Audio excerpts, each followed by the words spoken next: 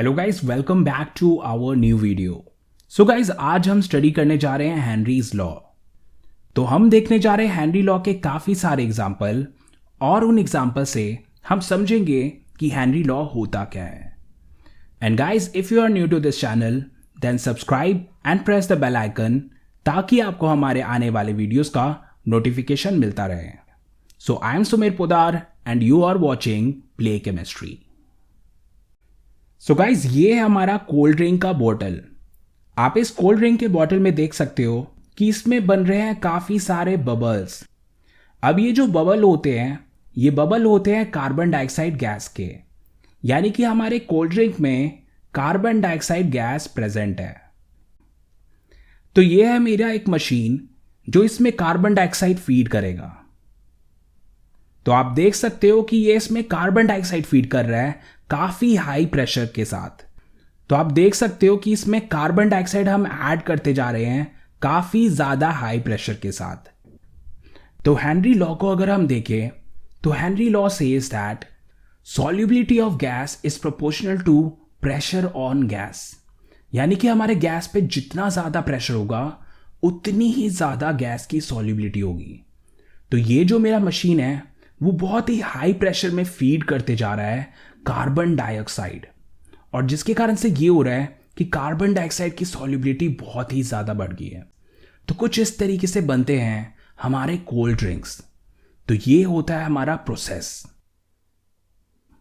सो guys, ये है हमारा स्कूबा डाइवर जो कि अभी समुद्र की गहराई में है।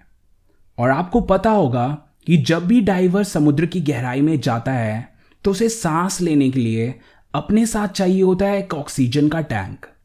तो इसको चाहिए अपने साथ एक ऑक्सीजन का टैंक जो कि इसके साथ लगा हुआ है। अब इस ऑक्सीजन टैंक में पड़ा है कंप्रेस्ड एयर। कंप्रेस्ड एयर मतलब कि इसमें एयर हमने कंप्रेस करके रखा हुआ है जो हमारे पूरे बॉडी में जाएगा। तो जब हम इनहेल करेंगे तो हमारे पूरे बॉडी में जा रहा है कंप्रेस्ड एयर। अब इस कंप्रेस्ड एयर में ऑक्सीजन भी प्रेजेंट है और साथ ही साथ नाइट्रोजन भी प्रेजेंट है। तो अगर हम अपने बॉडी में देखें तो हमारे बॉडी में ऑक्सीजन भी जा रहा है और नाइट्रोजन भी जा रहा है। अब जिस तरीके से ये गैस हमारे बॉडी में चले गए हैं उसी तरीके से ये गैस हमारे बॉडी से बाहर भी निकलते हैं। जब हम बाहर की ओर आने लगेंगे तो ये वाले गैसेस हमारे बॉडी से निकलना भी शुरू हो जाते हैं। तो अब आप देख सकते हो कि हमारा डाइवर बाहर की ओर आ रहा है। जब ये बाहर की ओर आता है तो प्रेशर घटने लगता है, और प्रेशर घटने के कारण ऑक्सीजन और नाइट्रोजन एक्सपेल होना शुरू हो जाते हैं। तो ये जो गैसेस है ये हमारे बॉडी से एक्सपेल होना शुरू हो जाते हैं। अब इनके एक्सपेल होने से एक प्रॉब्लम क्या होती है कि ये जो नाइट्रोजन है ये बबल फॉर्म में निकलता है, और बबल फॉर्म में निकलने के कारण ये हमारे ब्लड वेसल्स को इंजर कर देता है और ये हमारे नर्व्स को इंजर कर देता है। तो जैसे जैसे हमारा डाइवर बाहर की ओर आ रहा है तो साथ ही साथ नाइट्रोजन भी बॉडी से एक्सपेल होते जा रहा है, और ये नाइट्रोजन साथ ही साथ बॉडी को डैमेज करते जा रहा है। तो इसलिए हमारे डाइवर को कहा जाता है कि वो कभी भी बाहर आए तो वो काफ़ी तेज़ी से बाहर ना आए। अगर वो तेज़ी से बाहर आता है तो उसके साथ ये सिचुएशन हो सकती है जो अभी हमारे डाइवर के साथ हो रही है, और जिसके कारण से ये बाहर आते आते अनकॉन्शियस हो जाएगा। तो क्या है पूरा प्रोसेस हम समझते हैं अब डिटेल में। सो गाइज, ये हमारा डाइवर जो अभी समुद्र की गहराई में है, और समुद्र की गहराई में होता है बहुत ही ज़्यादा प्रेशर। तो यहां पे लग रहा है Henry law. Henry law says that solubility of gas is proportional to pressure. तो समुद्र की गहराई में है बहुत ही ज़्यादा प्रेशर, जिसके कारण से ऑक्सीजन और नाइट्रोजन बहुत ही अच्छी तरीके से हमारे बॉडी में चले गए हैं। ऑक्सीजन जो चला गया है वो तो हमें चाहिए, पर ये जो नाइट्रोजन है दैट कैन बी डेंजरस। तो ये नाइट्रोजन हमारे लिए डेंजरस हो सकता है जब हमारा डाइवर बाहर की ओर आएगा। तो ये हमारा डाइवर अब ऊपर की ओर जा रहा है। तो अब ये हमारा डाइवर ऊपर की तरफ जा रहा है, और आप देख सकते हो कि ये काफ़ी तेज़ तेज़ ऊपर की ओर जा रहा है। तो जैसे जैसे वह ऊपर जा रहा है वैसे वैसे प्रेशर ड्रॉप होते जा रहा है, और प्रेशर ड्रॉप होने के कारण नाइट्रोजन की सॉल्युबिलिटी भी ड्रॉप हो रही है। Henry law says that solubility is proportional to pressure. अगर प्रेशर घट रहा है तो सॉल्युबिलिटी भी घट रही है। अब नाइट्रोजन की सॉल्युबिलिटी घटने के कारण ये बबल के फॉर्म में हमारे बॉडी से एक्सपेल होना शुरू हो जाएगा।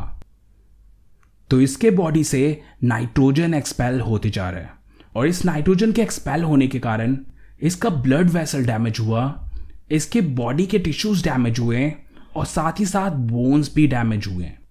अब ये जो हमारा प्रॉब्लम है, इस प्रॉब्लम को हम कहते हैं बेंड्स प्रॉब्लम। तो हमारा जो डाइवर है उसने एक्सपीरियंस किया अभी बेंड्स। ये बेंड्स की प्रॉब्लम के कारण वो हो सकता है अनकॉन्शियस। तो अब जो हमारे मॉडर्न ऑक्सीजन सिलेंडर आते हैं उनमें हम नाइट्रोजन का यूज नहीं करते हैं। तो काफी ज्यादा रिसर्च और स्टडी के बाद हमने ये कंक्लूड किया कि अगर हम यहाँ पे नाइट्रोजन की जगह हीलियम डाल दें then that will be better. तो ये है हमारा मॉडर्न ऑक्सीजन टैंक जिसमें प्रेजेंट है ऑक्सीजन प्लस हीलियम। इसमें प्रेजेंट है 2% ऑक्सीजन और 98% हीलियम। अब ये टैंक जो हमें ऑक्सीजन प्रोवाइड करेगा that will be sufficient for our body. तो इस टैंक से हमारे बॉडी में पहुंच रहा है ऑक्सीजन बिल्कुल ही नॉर्मल प्रेशर पे। तो ये वाला कॉम्बिनेशन वर्कआउट हो गया और साथ ही साथ हीलियम हमारे बॉडी को डैमेज भी नहीं करता। तो इसलिए हम रिकमेंड करते हैं कि हम अपने ऑक्सीजन टैंक में ऑक्सीजन और हीलियम यूज करें, ना कि नाइट्रोजन। तो अब हम पहुंच चुके अपने रेस्पिरेटरी सिस्टम में। तो यह है हमारा रेस्पिरेटरी सिस्टम जिससे हमारे बॉडी में जाता है ऑक्सीजन। अब हमारे रेस्पिरेटरी सिस्टम में कौन कौन से पार्ट होते हैं? हमारे रेस्पिरेटरी सिस्टम में पार्ट्स होते हैं नॉस्ट्रिल्स, ट्रैकिया, ब्रोंकी, ब्रोंकाइल्स और एल्वियोली, और ये है हमारा लंग्स। तो जब हम ऑक्सीजन को इनहेल करते हैं तो हमारा ऑक्सीजन इन पार्ट से गुजरते हुए हमारे लंग्स तक पहुंचता है। तो आप देख सकते हो कि ऑक्सीजन इन पार्ट से गुजरते हुए पहुंच रहा है हमारे लंग्स की ओर। तो ये अब पहुंच चुका है हमारे लंग्स के एल्वियोली में। अब ये ऑक्सीजन को हमारे को कराना है एब्जॉर्ब। हम चाहते हैं कि ये ऑक्सीजन हमारे बॉडी में एब्जॉर्ब हो जाए। तो उसके लिए चाहिए हमें कुछ प्रेशर, और ये प्रेशर हमें मिलता है एल्वियोली से। जब इस एल्वियोली पे कुछ प्रेशर लगेगा तो ये ऑक्सीजन को एब्जॉर्ब कर लेगा। तो आप देख सकते हो कि ये एल्वियोली में हो रहा है कंप्रेशन और एक्सपेंशन। तो ये कंप्रेस हो रहा है और ये कभी एक्सपैंड हो रहा है। तो कुछ इस तरीके से एल्वियोली में लग रहा है कंप्रेशन और एक्सपेंशन। और इस कंप्रेशन के कारण क्या होगा? आप देख रहे हो कि एल्वियोली अभी कंप्रेस हो गया है और इस कंप्रेशन से क्या होगा? इस कंप्रेशन से प्रेशर बढ़ जाएगा, और जब प्रेशर बढ़ जाएगा तो ऑक्सीजन की सॉल्युबिलिटी भी बढ़ जाएगी। तो यहां पे यही हो रहा है कि प्रेशर बढ़ने के कारण ऑक्सीजन हमारे ब्लड वेसल में डिसॉल्व होते जा रहा है। तो यहां पे लग रहा है हेनरी लॉ।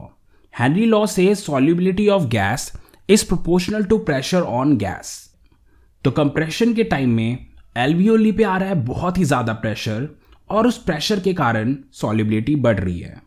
तो कुछ इस तरीके से हमारे ब्लड वेसल में पहुंच रहा है ऑक्सीजन। सो गाइज, अब हम देखते हैं माउंटेनियरिंग का एग्जाम्पल। तो ये है हमारा क्लाइंबर, और ये क्लाइंबर जा रहा है धीरे धीरे ऊपर की ओर। अब आप ये नोटिस करोगे जैसे जैसे ये ऊपर की ओर जाएगा वैसे वैसे ऑक्सीजन की कमी होने लगती है, और ऑक्सीजन की कमी होने के कारण हमारा डाइवर वीक फील करने लगता है। तो पहाड़ों पे ऐसा क्यों होता है, ये बात हम समझेंगे हेनरी लॉ से। So let's start. सो इसे देखने के लिए देखना होगा हमें ये वाला डायग्राम। आप देख सकते हो कि ये है हमारा अर्थ और ये है यहाँ पे माउंटेन, और इस माउंटेन के टॉप पे मैंने खड़ा करा दिया एक बंदा। अब देखते हैं हमारे अर्थ का ये ग्राउंड लेवल। ये जो ग्राउंड लेवल है यहाँ पे भी मैंने खड़ा करा दिया एक बंदा। अब यहाँ पे अगर हम देखें तो अर्थ के आसपास होता है एटमॉस्फेयर। अब ये जो एटमॉस्फेयर है ये कंटिन्यूसली अर्थ पे प्रेशर लगाता है। तो ये लगाएगा यहाँ पे प्रेशर। तो हमारे क्लाइंबर पे लग रहा है इतना ज़्यादा प्रेशर, और हमारे ग्राउंड वाले बंदे पे लग रहा है इतना ज़्यादा प्रेशर। तो अब हम अपने ग्राउंड वाले बंदे को देखते हैं। इसे मिल रहा है बहुत ही ज़्यादा प्रेशर, क्योंकि ये ग्राउंड लेवल पे है तो इसलिए इसे मिल रहा है बहुत ही ज़्यादा एटमॉस्फेरिक प्रेशर। और जब भी एटमॉस्फेरिक प्रेशर ज़्यादा होता है तो सॉल्युबिलिटी बढ़ जाती है। तो इसलिए क्या है, Henry law says that solubility of oxygen is proportional to atmospheric pressure. यानी कि जितना ज़्यादा एटमॉस्फेरिक प्रेशर होगा उतना ही ज़्यादा ऑक्सीजन की सॉल्युबिलिटी बढ़ जाती है। तो हमारा जो ग्राउंड लेवल पे बंदा खड़ा है उसे मिल रहा है भरपूर मात्रा में oxygen according to Henry's law. तो इसलिए जो ग्राउंड लेवल पे बंदा है वो फील कर रहा है फिट एंड फाइन, वो बिल्कुल ही फिट एंड फाइन है। अब देखते हैं हम अपने माउंटेन लेवल पे। तो ये जो माउंटेन लेवल पे है यहां पे लग रहा है थोड़ा कम एटमॉस्फेरिक प्रेशर। और प्रेशर कम होने से क्या होगा, प्रेशर कम होने से ऑक्सीजन की सॉल्युबिलिटी ड्रॉप हो जाएगी। और ऑक्सीजन की सॉल्युबिलिटी ड्रॉप हो जाएगी तो इसके कारण से हमारे क्लाइंबर को ऑक्सीजन कम मिलेगा। तो हमारे माउंटेन लेवल पे हो रहा है ऑक्सीजन की कमी, और इस ऑक्सीजन की कमी के कारण वो फील करेगा डिजी और वीक। वो काफ़ी डिजी और काफ़ी वीक हो जाएगा, और ज़्यादा सीवियर सिचुएशन होने के कारण वो अनकॉन्शियस भी हो सकता है। तो माउंटेन लेवल पे मिल रहा है बॉडी को कम ऑक्सीजन, और इस सिचुएशन को हम कहते हैं anoxia. Anoxia means deficiency of oxygen in body. तो यहां पे भी हमारा लग रहा है हेनरीज लॉ। सो गाइज, ये था हमारा वीडियो हेनरीज लॉ पे। I hope you like this video. If you like this video then like, share and subscribe, and don't forget to subscribe play chemistry. So guys, ये है हमारे कुछ और video जो आपको लगेंगे useful. So don't forget to watch these videos too. So I'm Sumir Podar and you are watching Play Chemistry, and I will meet you in the next video.